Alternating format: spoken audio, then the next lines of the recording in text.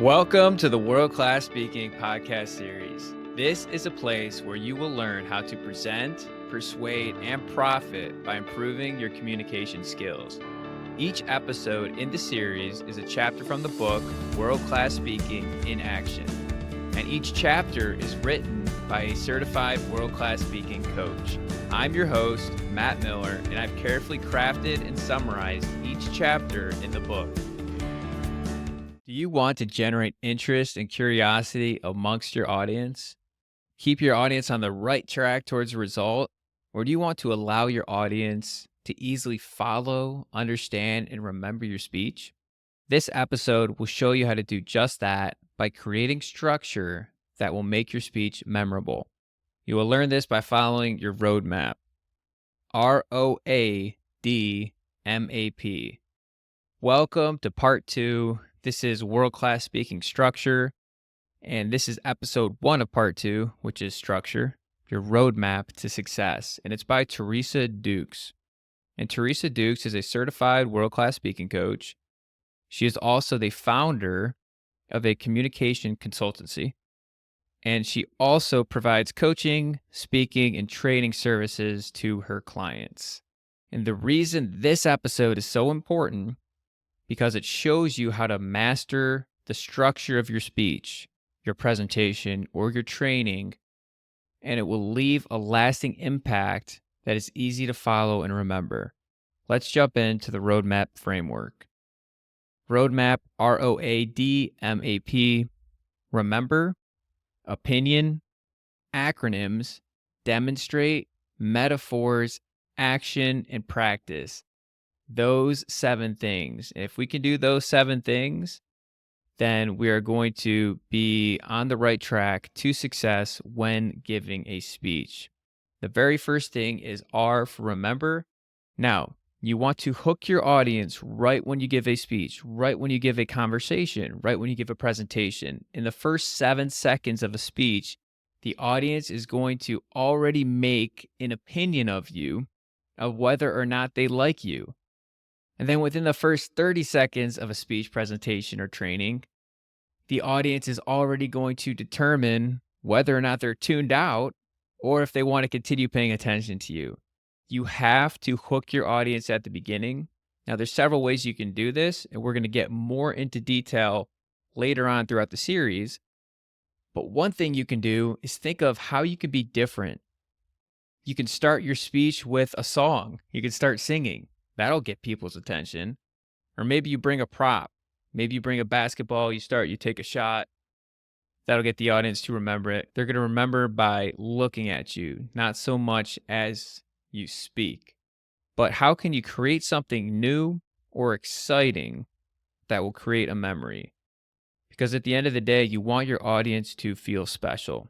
There's a lot of things you can do to get your audience to remember you, but it's very important to be able to show them something that's memorable.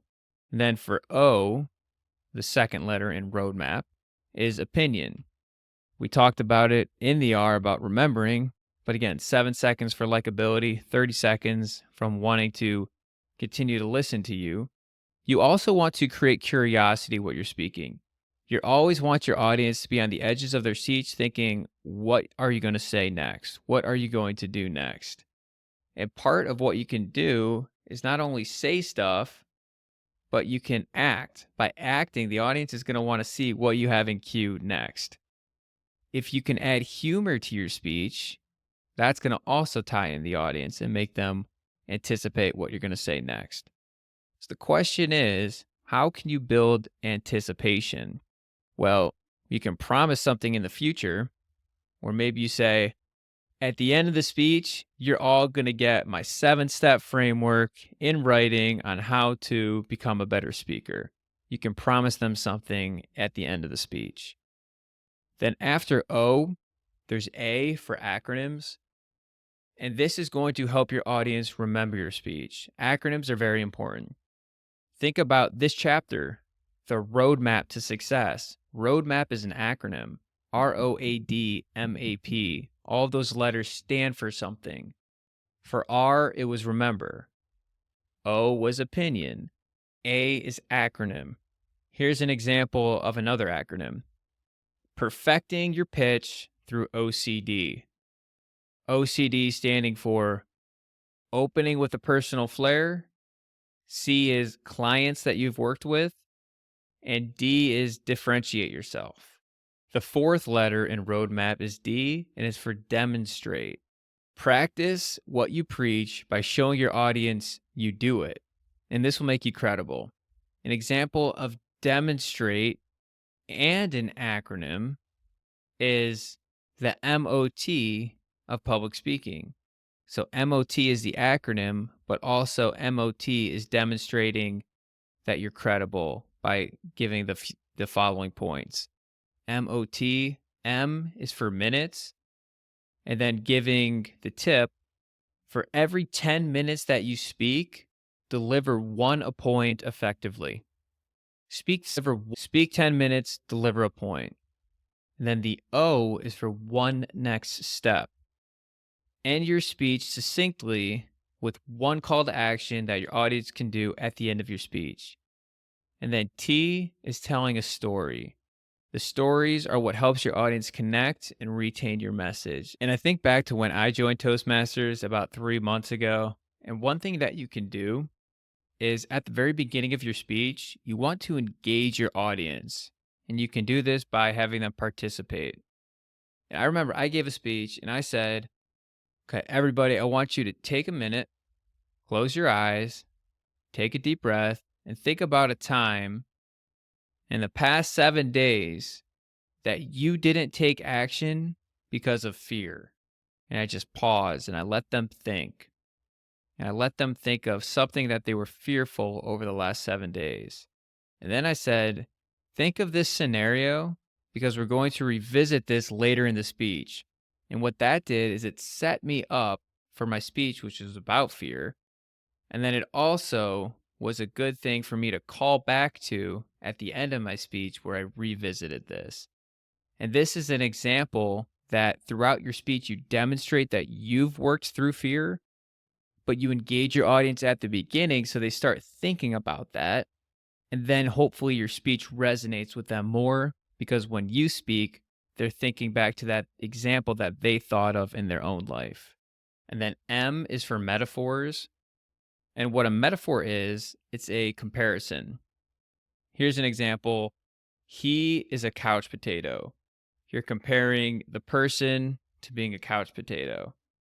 And you can use metaphors because it gives the audience a chance to reflect on what you are saying by making a connection to something else or a comparison to something else that helps them understand it. After metaphor, the A is action. Your audience needs to leave with a new opinion, a new skill, a new desire to change, or something in their life that they can take away. And you want to give them one specific call to action that they can do at the end of the speech. And then P is the last one, and it's for practice. Practice and preparation are key. It's so important to practice. It's so important to prepare.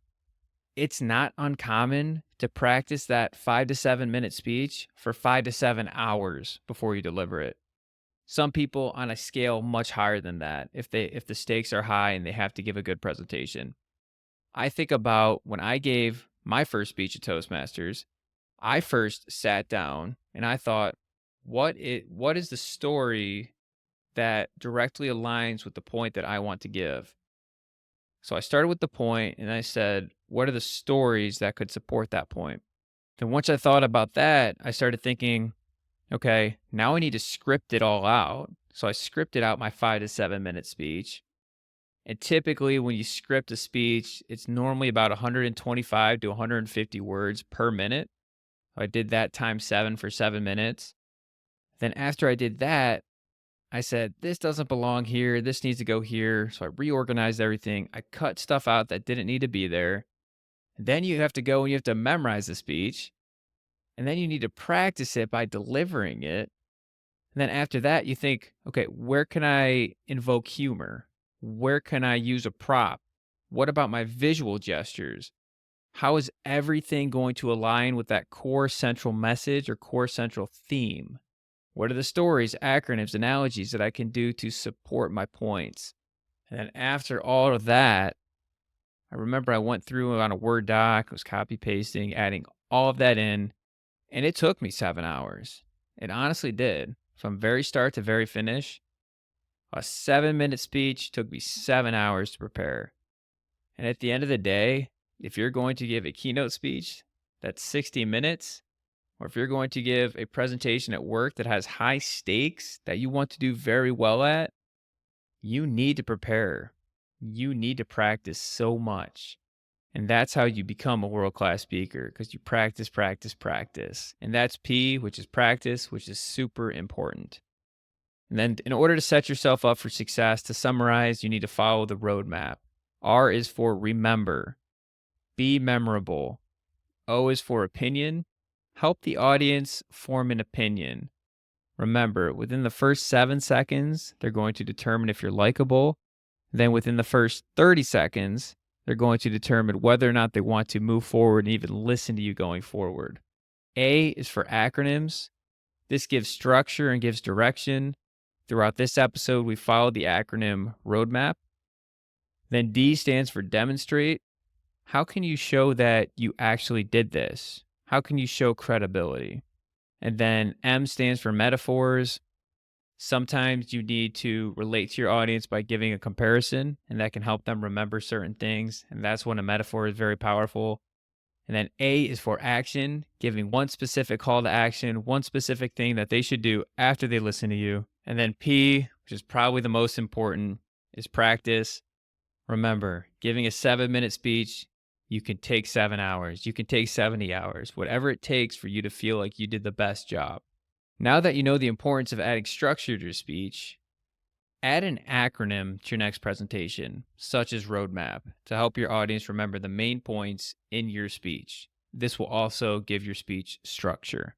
In the next episode, we will discuss how to grab your audience's attention from the very first words out of your mouth by showcasing the 3 ways to open any speech or presentation.